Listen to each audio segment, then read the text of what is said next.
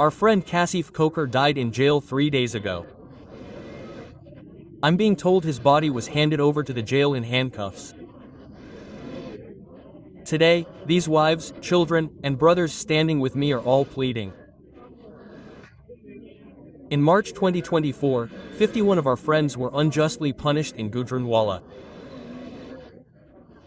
Most of them were not named in any fur. They were put in jail. Charges against those who were named have not been filed to this day. These 51 people, their families, their wives, their daughters, their children, are standing here with me today. They have come from Gujranwala to Lahore with their grievances. What they are going through in Gujranwala jail is a deeply heartbreaking story. It raises a question mark against our country's entire judicial and legal system. It is a stain. Our friend Kasif Koker died in jail 3 days ago. I'm being told the deceased's body was handed over to the jail in handcuffs. These wives, children, and brothers standing with me today are all pleading. They're pleading with the justice system of this country. They're pleading with the Chief Justice of this High Court, asking why the appeal against the March 2024 verdict hasn't been heard to this day. The government requests a date on every date. A further extension is sought. Their children are languishing in jail for their loved ones. Many have suffered serious health problems there. There's no independent medical board to attend to them. Kasif Koker was 32 years old. He suffered for 8 days. I'm told he wasn't taken to the hospital because of chest pain. So this is the oppression we stand against. Pakistan Tehreek-e-Insaf stands. We all stand. These lovers, these wives, these children, we all stand. We ask the entire community, where is this country heading? What kind of a conspiracy is this?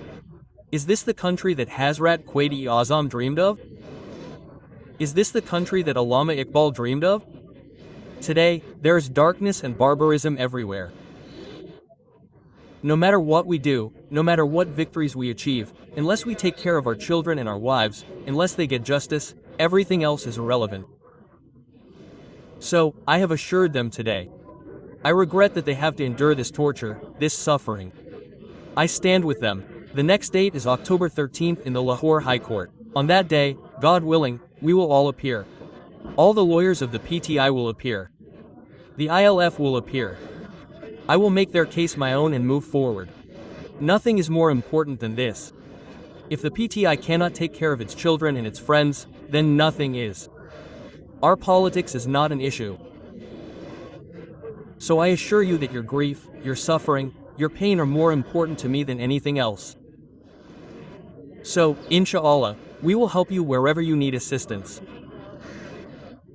Our friends and relatives in Gujranwala are telling me they are making efforts in this regard. We will make it even better, and your legal respect will be fully respected, inshallah. But this injustice should not have happened. No one should be subjected to this injustice. No matter what political party someone belongs to, they are first and foremost a friend, a son, a brother, a child. They are Pakistanis. Treating Pakistanis with such brutality is in no way justified. So, we will continue to fight for truth. We will continue to fight for true freedom. Our politics is about ensuring justice in this country. Everyone should be treated with humanity. Humanity should be shown. So this didn't happen to you. My head bows before you. I apologize. Your tears are precious. Please forgive me. Please forgive us all. We will move forward with you. And, inshallah, from today onward, every appearance of yours will be my personal appearance. Thank you very much. I also thank the media. And I have been told this, and sorry Sahib, that our brothers and sisters, along with our journalists, are being harassed. Shut up, shut up, shut up, and